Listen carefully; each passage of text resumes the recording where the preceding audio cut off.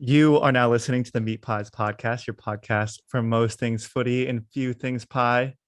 This is Gabe, and we got an extra special episode for y'all today. We are incredibly blessed, grateful to be joined by former UCLA Bruin, current Chelsea midfielder, and eternal Canadian national team legend, Jessie Fleming.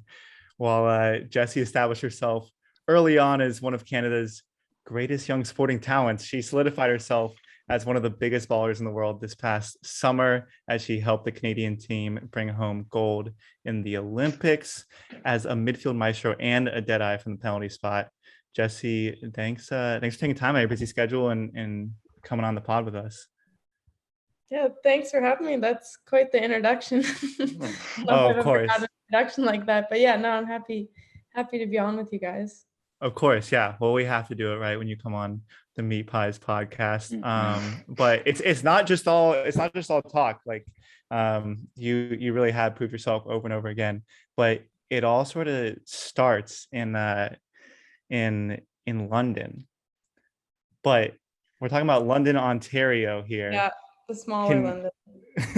but is it okay? So can you tell us a bit about London, Ontario, city of 400,000 on the Thames? Like, Mhm. what was it like to grow up there? And also, would you say that it's the better London? Um, so I would not say it's the better London now that I've had the opportunity to live in the bigger London. But everything is named after this London, England. So we have the Thames River, we have a Covent Garden Market. So it's kind of like a shrunken down version of this London. But yeah, I mean, it was a great place to grow up. Really good sports community. I grew up playing soccer, hockey, ran cross country, good schools. Yeah, I don't know. It was just a fun place to grow up. Like I was able to, I don't know, just be on the street and play road hockey with my friends. And yeah, I don't know. It was just a good community. So yeah, I definitely enjoyed growing up there, but I've definitely, yeah, had the privilege to get to live in some bigger cities and explore places bigger than London, Ontario. But yeah, I enjoy going back there, and yeah, it's still home, but Very nice. You talked a little bit about playing hockey. We were fortunate enough to talk with Alistair Johnson, another Canadian national, and I think he had a lot of love for hockey as well. yeah. I read somewhere that you were playing full contact hockey, like with the boys team growing up. What was that like, and I don't know, how did that like affect your maybe like your competitive nature growing up and like getting into soccer? Yeah. Yeah. So I played boys hockey from age like 8 to 13 or 14, I think. And then as I got older, there were issues with me being in the same changing room as the guys. So that kind of pushed me away from it a bit. But, and like, I think as the guys started to get bigger and they were able to hit slap shots, and I was still quite small and yeah, just not as strong. So it maybe became a bit more dangerous, and I was kind of like fading into soccer at that point anyways. But Mm-hmm. yeah, I mean, I loved hockey. Like I think it's something a lot of kids in Canada grow up playing. I think you just put your kids in soccer and hockey. My dad's a huge Leafs fan, so I grew up watching the NHL and World Juniors and all that around Christmas time. So yeah, and then I think like the physical contact piece, I definitely think I don't know, I think like kids playing multiple sports kind of just helps across the board. But yeah, I mean, I loved it, and I still like when I go home, I still play road hockey with my dad and my brother and my cousin. So it's still a part of my life. But yeah, I think it definitely shaped me a little bit in terms of sports for sure. Now you've mentioned all these different sports, but I think you've kind of sold yourself short here, especially on the track and field thing. It's really not that hard to find when you look your name up that you still hold a junior record in Ontario in the 1500. Do you feel like maybe a part of you could have seen yourself in the Olympics in a different sport, or was soccer kind of always the one for you? Obviously, you had a really successful junior career in soccer too, but yeah, you were like a gajillion sport athlete there in London. Yeah, well, to be fair, I grew up in a running family. Both my parents are long distance runners. My brother went to Queen's University and ran there, and then my little sister's actually just started at UBC, where she's running cross country and track. So yeah, I mean, I grew up going for runs with my brother and my dad. So again, like I was kind of just part of the family, and I think at the time when I was like 13 or 14, I didn't really care which direction I went. I think I reached a point where like certain things were happening for me in soccer and I kind of just rolled with it. Um, but yeah, I mean, to be honest, like I do miss running. Like I do miss that community a little bit and kind of being in really good running shape. But yeah, I mean, it's hard to say I would never say I regret not going into running, but I definitely think it's something I'll go back to maybe after I've retired from soccer. But yeah, I don't know. I just feel like I was lucky kind of with the genetics I was born from in that sense, and just growing up in a family that ran a lot. I'm envious of you. Just like growing up playing soccer too. Running was always my least favorite part of it, but Yeah. if only I enjoyed that. I can't imagine what would have happened. Yeah. I say Nico's still not one with the wheels. I remember we talked with our friends, like, oh yeah, I went for a run this weekend. How'd it go? Like, oh yeah, I hit like 3-4 miles. When else be like, oh yeah, I hit 3-4 miles. Nico would be like, yeah, I hit like a mile and a half. And yeah, that was about it for me for the month, I think. I'm a Yeah. sprinter. I'm not a long distance guy. So We all have our strengths. I mean, speaking of your strengths, like running, hockey, soccer, obviously a huge strength of yours, and like you kind of transitioned towards that as your professional career.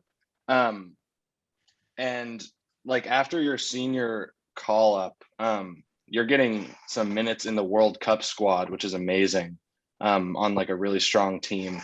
Can you talk a little bit about your experience with the Canadian national team and like how you transitioned being like a 17-year-old in like a really experienced locker room and obviously like a huge tournament like that? Yeah. Yeah, well, I mean, I think it I think my transition took longer than people maybe sometimes think. Like during that time, I was playing with like the under 17s and kind of getting minutes like that little step above, and then got to play with the under 20s for a little bit and play with that group of players. And I think like when I first got on the national team, I was definitely not at the level. I think I was lucky in that I got to be in that training environment and kind of I think improve just being around that group of players for a couple of years. And I think I really started to settle in when I was probably like 17, 18, really. I think leading up to the Olympics in Rio was when I first like really consistently found my feet. So yeah, I think a lot of it just had to do with time and then just the people I was around. John Herdman was the coach at the time, and he spent a lot of time with me just working on my individual development. And when I would come home, like in between camps, I was training with boys teams pretty regularly, just trying to work on that stuff. So I was like pretty consistently around players who were like much, much better than me. And then, yeah. And then, I mean, like the other players on the national team were just incredible, just in like being positive and kind of ushering me through that development. And yeah, just kind of like seeing me through that phase of growth, because I'm sure I had some bad habits when I first went into the team, and they were able to kind of like help me improve and see me through that process. So yeah, I mean, I was surrounded by really good people, so I think that definitely helped a lot along the way. Totally, that always Nice. does. Can I quickly ask, like, where do you think you saw your game change the most as you're like, as you say, like they're helping usher you through this like growth process? I mean, it's a tough question. Like, I think it changed in a lot of ways. I mean, to begin with, one, like I got stronger and was kind of aware of like physically stronger. I think when I first got on the national team, I probably weighed like 105, 110 pounds. Like I was tiny. So I think like just learning the physicality of the women's game. And with that, like I'm still not very big. So recognizing that's not one of my strengths and kind of finding ways like in my game to like avoid those physical challenges. And I think like a big part of that and like something that John Herdman did a lot with us was that we would always have a player that we were trying to kind of emulate. And so I think I got kind of obsessed with Iniesta for a couple of years and was just constantly watching him and trying to like mimic some of the things he did. So yeah, I mean, I also did a ton of work on my like vision and awareness on the pitch and just getting better with that. Again, like just helping me make decisions at a faster pace. And like kind of avoiding those physical tackles. And then like, again, playing with bigger players, playing with boys. So like playing a faster game and just like having to get used to that over like 2 or 3 years. Yeah, Iniesta is definitely a fantastic role model for any midfielder to look up to. Yeah. Would you say this elevated competition that you experienced in Rio and training with the national team really helped you with that fast start you had at UCLA? Bagging a brace in your first game, and then what was it, like 7 goals in your first 6 matches? All pretty impressive stuff. How would you say that transition went down? Yeah, I mean, for sure, I was definitely confident or more confident going in, just off the back of the Olympics. Yeah, I mean, our team had a really good tournament that year, and obviously we did well. And then I think like part of it's a little bit of luck. Like I think, yeah, I don't know. I just think like with the goals I scored, and obviously I had a couple good games to begin with. So I think as a player that kind of brings you confidence, and there's like a little bit of a snowball effect. But I mean, sometimes you show up and you don't have a good first couple of games. So I think part of it was lucky, but yeah, also like I was definitely confident off the back of the tournament in the summer. That's great to hear. Yeah, I think that's something that we talk about often, just like with professional players, and how they can go on international break and get their confidence back and bring that back to their clubs. So that's cool to hear.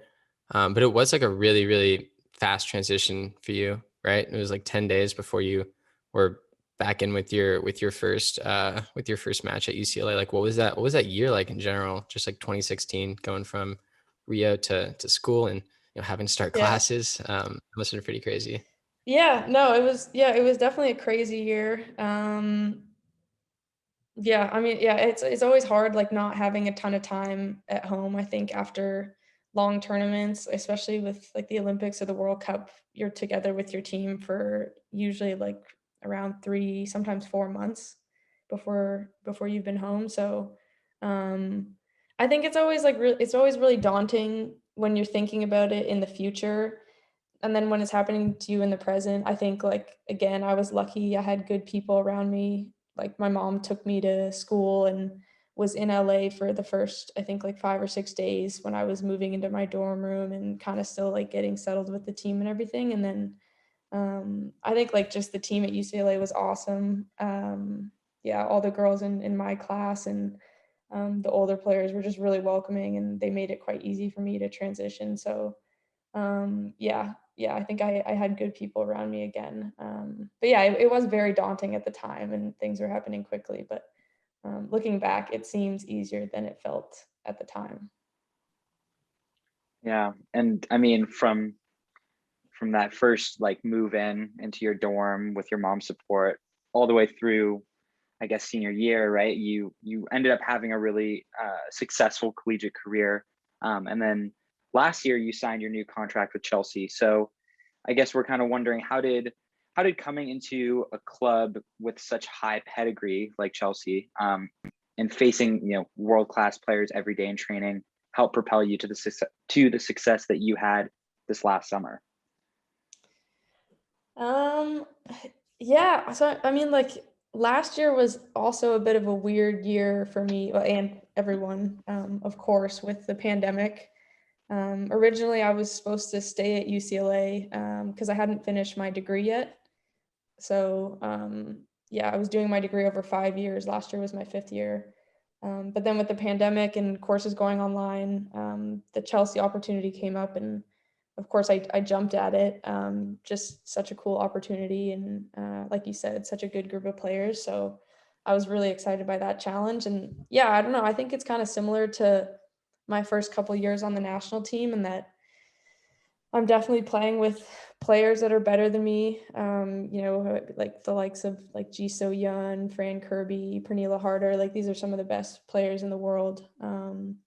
So yeah, I think last year for me was just, again, like similar to my first couple years on the national team. It was a lot of learning. It was definitely challenging, and it still is. I feel like I have to be at my absolute best every single day in training to even compete and yeah, just have a good day with these guys. So, but yeah, I mean, ultimately it's made me a better player, similar, like just having to play at a faster speed, learning from players who are at the top of their game.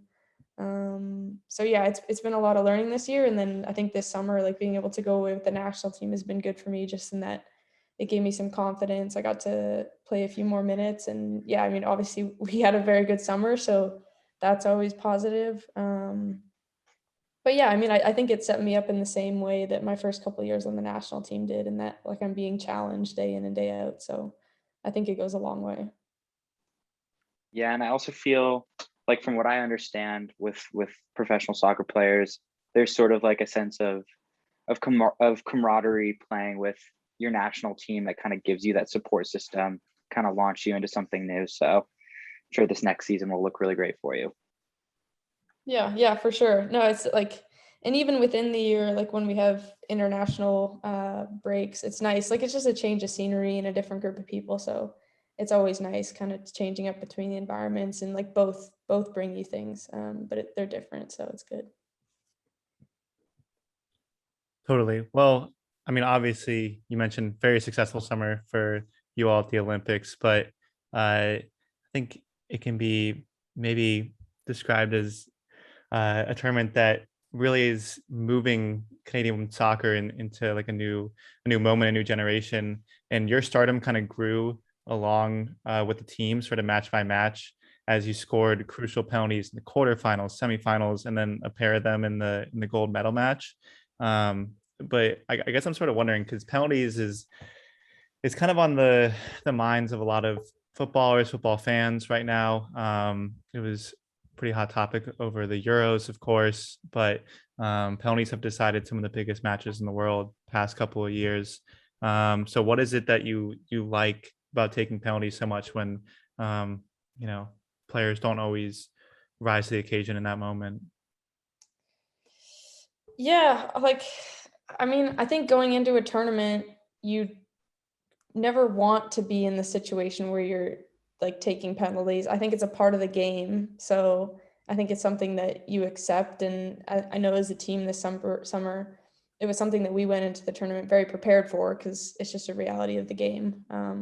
So we did a lot of work as individuals, just kind of working on our process around PKs, and yeah, I think just building some confidence with that. So I definitely went into the tournament confident that I knew I could hit one if the time came. And then I think it was in the Chile game that I think Janine Becky missed a PK. And so, like we have a couple players who are potential PK options. And yeah, I was just one of those people on the list. And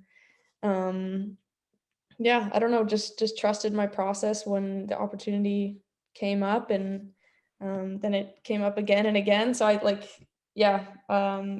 definitely didn't go into the tournament thinking, like I'm Canada's PK taker. And it wasn't really a part of my role or my identity with the team in the past. So it was definitely a bit of a jump for me. But yeah, again, like I had good people around me. Like we were prepared going into the tournament should PKs come up. And then I think a special part of our group with Canada is kind of just the trust and belief that we have in each other as players. And I definitely felt that from my teammates in all of the situations. So I think that goes a long way, just knowing that, all I have to do is like try my best and just apply myself in that situation. And if the keeper makes a good save, then so be it. But yeah, just that my teammates trust me, and also that I trust myself. So yeah, I mean, obviously things unfolded to the way we wanted them to, but I think it's important to realize that like they don't always happen like that in PKs. And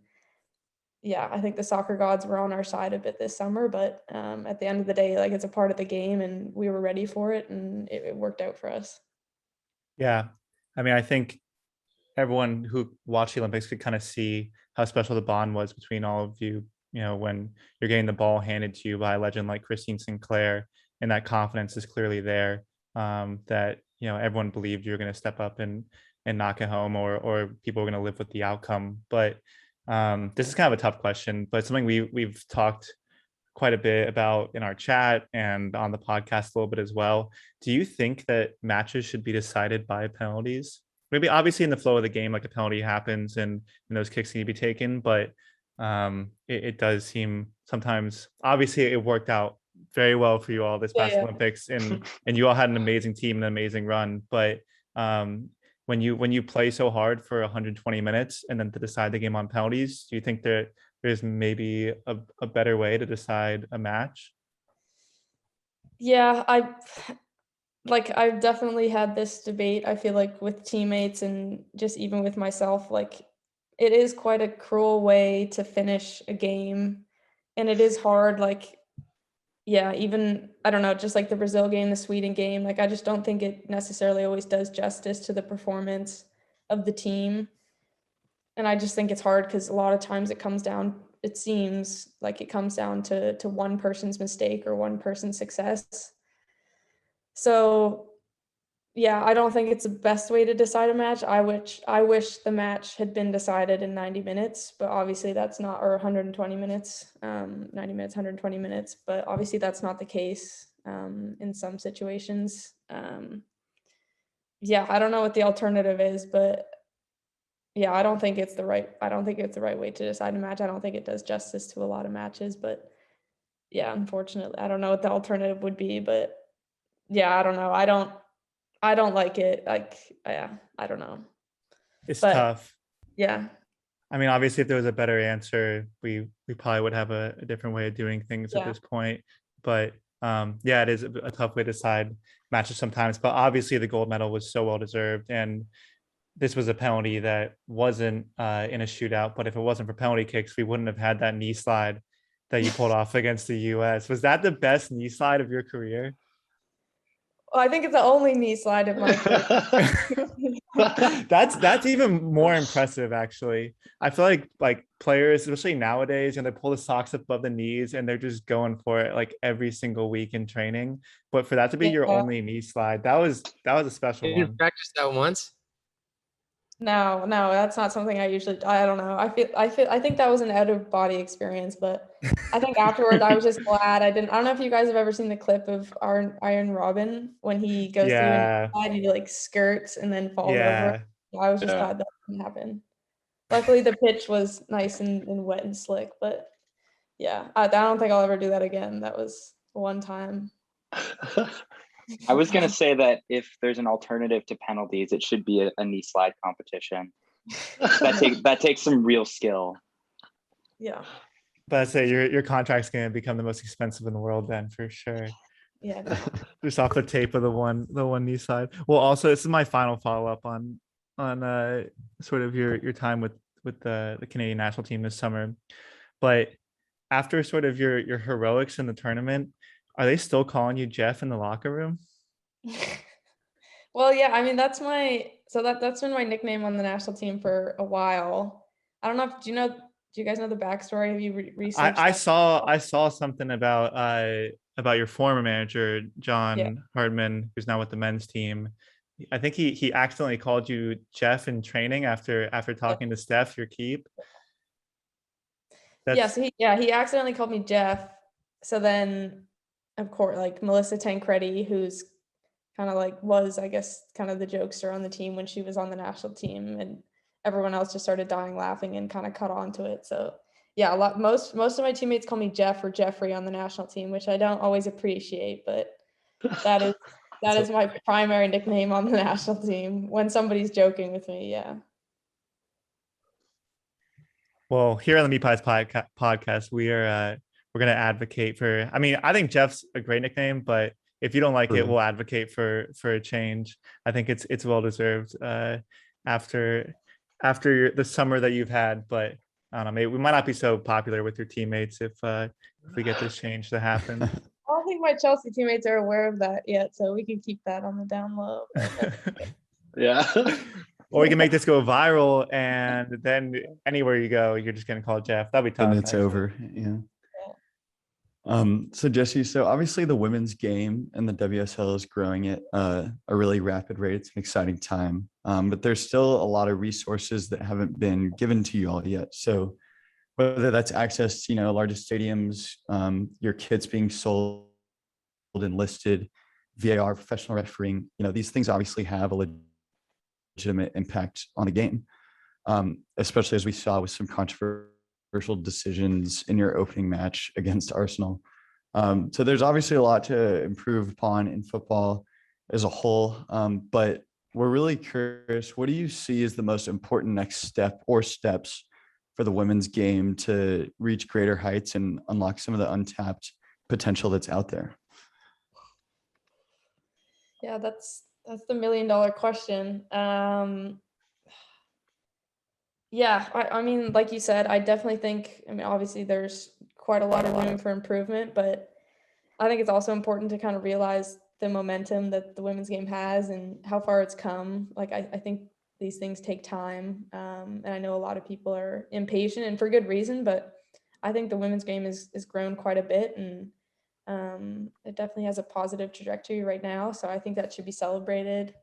I think if you look at the case of Canada, it kind of showcases some of the loopholes and some of the things that need to be improved. Like, I think we have one of the highest numbers of female participants, like youth participants in soccer, but we don't have any professional league, let alone a professional team. So I think like a lot of girls in Canada reach the age of 14 or 15 and they don't have anywhere to go to kind of play pro. So people like myself who get a bit of luck and get onto the national team at a young age, and me, Kadisha Buchanan, Ashley Lawrence, Quinny, we were all brought into the national team at the age of 15, 16. So we got lucky and kind of had that platform to develop our game. But a lot of players in Canada and other countries don't have that platform.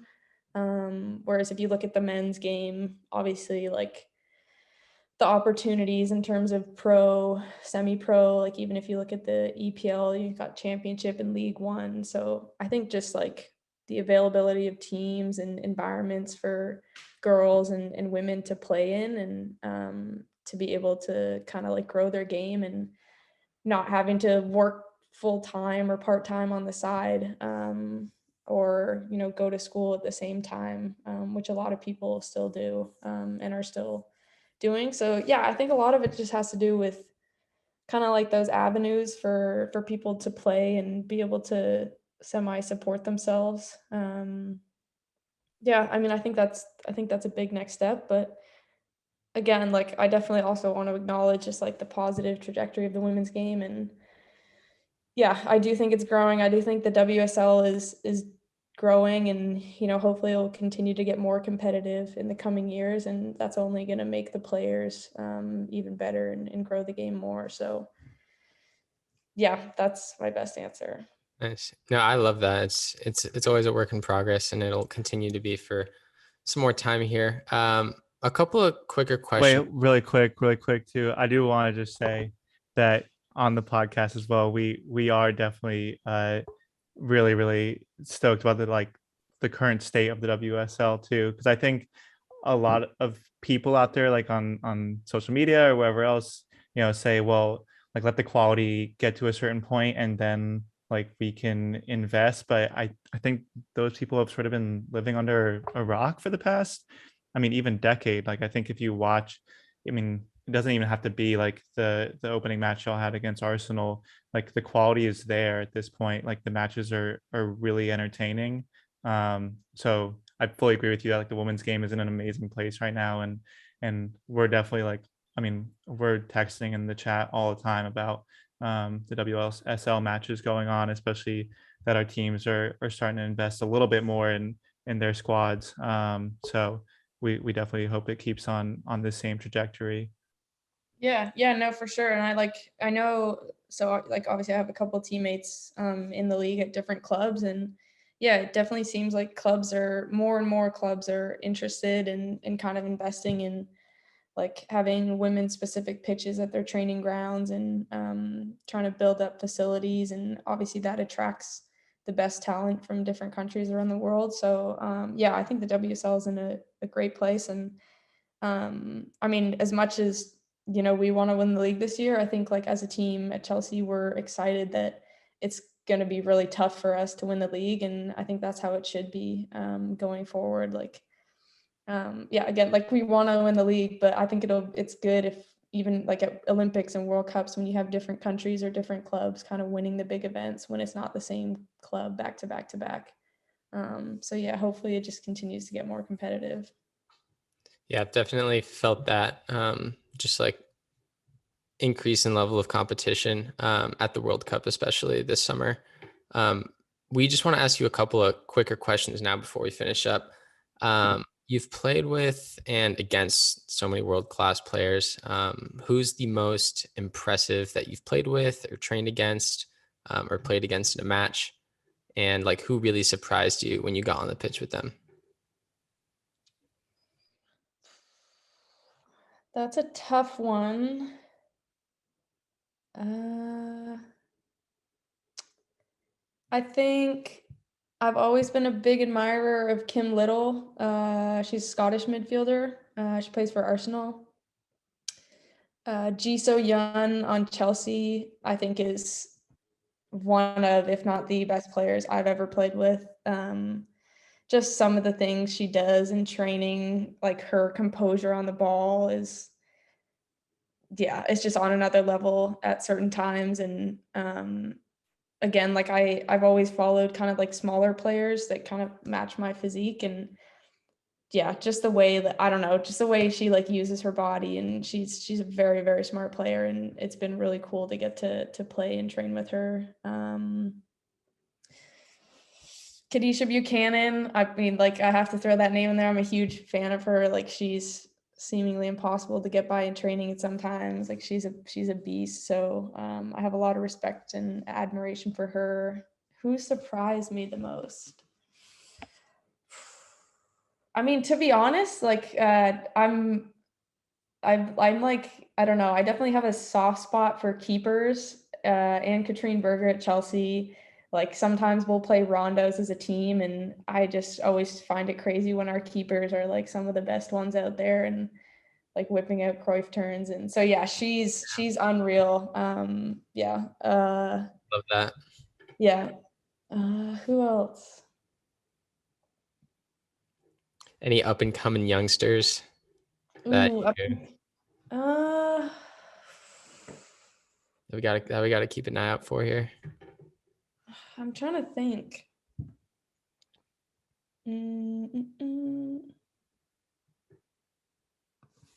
Sorry, if it comes to you later, you know, you can always just bring it up. Okay. I mean, like I've always been a big admirer of like Spanish and Japanese players. I think just like their technical gifts and like the way they read the game is so impressive to me.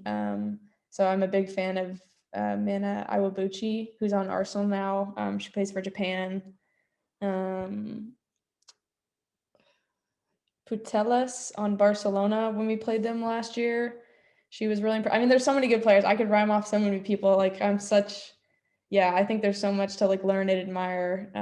I mean, I guess like Marta at her best, I think is unplayable, but that was probably 5 to 10 years ago, but like still she's so that was a lot of names, but there's a lot of good players out there. Plus it's tough asking you about like young players that are coming up when, you know, you're still pretty early in your career, even when it seems like you've been doing it for a while now. Yeah, maybe. Yeah, well, you kind of alluded to this a little earlier, so you may have the same answer, but you obviously have played on multiple teams, been with multiple teammates, and we're kind of curious. You brought up Melissa Tancredi, but we want to know who's the funniest teammate you've had. Is it her? I mean, I think people are funny in different ways. So she's really funny. Like she can almost always make me laugh. Alicia Chapman on the national team is, I'd say, a goofy funny. Like she's she's just she's a funny human being. But yeah, I feel like every team has that person. I mean, at Chelsea, like Sam Kerr and Aaron Cuthbert can almost always make me laugh as well, and they're always just kind of having a good time and goofing around in the locker room. So yeah, I'd say those four. I'm trying to think. At UCLA, I mean Tegan, Micah. I feel like Aussies are just kind of like feel good, funny type Anything of they people. say makes you laugh. Yeah. So yeah, a bunch of teammates. Oh, one Nice. sec. Something's beeping in 1 sec.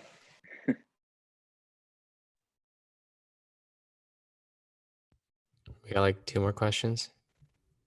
I think we just have the mirepoix. Sorry, my dishwasher just finished. No, You're say good. yeah. Please don't like get stuck in a fire just because you're on like our podcast or No, it's something. okay. We would easily have to like abolish the podcast afterwards. Oh, it's okay. We just see smoke in the background. You're Yeah. like, it's fine. Don't worry about it. I'm here for you. If we start to see any smoke, we'll let you know. Sounds good. So final question here, and we'll give you a little bit of context. As I mentioned, I'm French, so food is really in my blood. Yes, and we on this podcast, we're also a little bit all about the unsung heroes of football. So there's this thing called the mirepoix, and it's an aromatic mixture of caramelized onions, garlic, celery, and carrot. And it sets the foundation for a lot of dishes, including a meat pie. Obviously, the footballing world is full of enormous stars. We have our Messis, our Ronaldos, our Rapinos, our Mia Hams. But we want to know who you think is your unsung footballing hero. So the non-flashy footballer who sets the foundation for the team. They might not be the biggest name in the world, but the one that you think is crucial to their team success. And it can be past, present, future, whatever you want. Oh, that's a tough question. Men's or women's here? Okay. Yeah, that is a very hard question.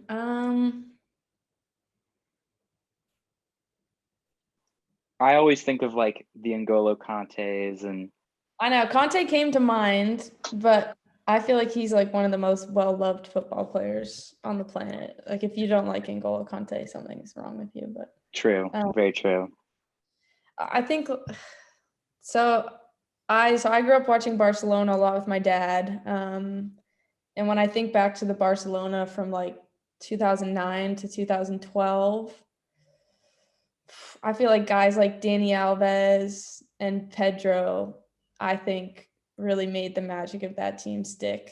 Like, yeah. I mean, that was one of my favorite teams in just my time watching the game. So I'm going to say Dani Alves at left back for Barcelona. I don't even know if he's unsung because I feel like he's widely regarded, but I think like when people think of those days, they think of like Messi and Xavi and Iniesta, who, don't get me wrong, like I absolutely loved, but I'm going to say Dani Alves at left back or Pedro. Like I think if you watch those games back, just his work ethic and the runs that he's making in behind and just, I mean that team was like my dream team, but that's a tough question though. I feel like there's like no wrong answer, but I think that's a great shout. I was actually thinking about it because usually when I think of the unsung footballing heroes, it's a D mid, right? The guy who doesn't do the flashy work, but there's something about an outside back that always gets forgotten. And I think nowadays, I mean, Chelsea's doing it a lot. It's really the wing backs that get all the shouts now. But Dani Alves was an outside back in an era when they weren't so famous or idolized in the way that they can be now. So I think that's maybe one of my favorite mirepoix shouts. So good job. thanks. Yeah, I'm with that. I think it's a great call. I think that's pretty much all we got. Yeah. Unless you got anything for us or anything that we really need to know, but I don't think so. Yeah. But really, like, thanks so much for coming on, joining us. I know when we had Olivia on, that was almost like a couple months ago now. It's like well over a month. Yeah. Yeah, and she mentioned sort of the prospect of you coming on the podcast. We were all really excited, so it was really great that we could make it happen. Yeah, no, she definitely spoke really highly of you guys. She's like one of, if not my best friend. So yeah, it was Awesome. yeah, I was excited to talk to you guys. But yeah, Liv's a baller too. Yeah, totally, and we're excited to see her in her 12th year Yeah, at they're doing UCLA. well this season. I've watched a couple of the games. They're doing really well. Yeah, they do have quite a squad, and I mean, it's, you know, we all went to University of Washington, so we kind of know how tough Oh, that pack. really? Yeah, Mhm. I yeah, had a friend who ran, I don't know, I had a friend who ran there for 2 years. I think she transferred, but yeah, Charlotte Prose. She ran cross country there. She's Canadian, but she's a really good Canadian Cool. runner. But I was watching your highlights earlier and saw a absolute screamer on the Washington pitch that you scored. I was like, oh man, this is not a good look for the Dogs. no, it's that was a good pit. It's a good campus too. I liked playing there, and yeah, it's a really pretty campus, especially with the cherry blossom trees, right? In the Yeah. yeah, so pretty. Yeah. Did you get to go while they were around? 'Cause they're only around for like a couple of weeks. No, so I didn't get to go when they were around, but like I said, like I had a friend who went there, so she was always sending me pictures, and I would have loved to have gone, but I have been to the campus and I've been to Seattle. I really liked the campus in Seattle, but did not get to see the infamous tree. Well, I was gonna say, if you still got a few years left of graduate eligibility, you know, I know the team is always looking for new players. No, they've actually had a pretty decent run of things past few years, but both the men's and the women's. But yeah, no, Pac-12 is definitely tough for soccer. So Yeah. it's nice to see UCLA up towards the top. Yeah, I know we like seeing them up towards the top more than USC. We mentioned that to Olivia. Yeah, But I don't think Liv I never lost to USC when I was there. I don't think she did either. We've had a pretty good run in the last couple of years. no, she's the Trojan killer. She Oh, I know, diving headers every time. I it's think she crazy. scored one the other week too. I think she scored a diving header the other week. Yeah. Unreal. Reckless. Unreal. Well, Yeah, that was one of my favorite. That was one of my favorite games. I think it was it was either at StubHub or Bank of California when she scored the winner against USC. yeah, it was like 3-2 or something, I feel like. Yeah. Well, either way, we're really happy to have a few UCLA legends on the pod now, and hopefully we can maybe have some more in the future. But thanks so much for coming on. We really had a really good time. Yeah. No, nice meeting everybody. Thanks. Yeah. Thanks for having me.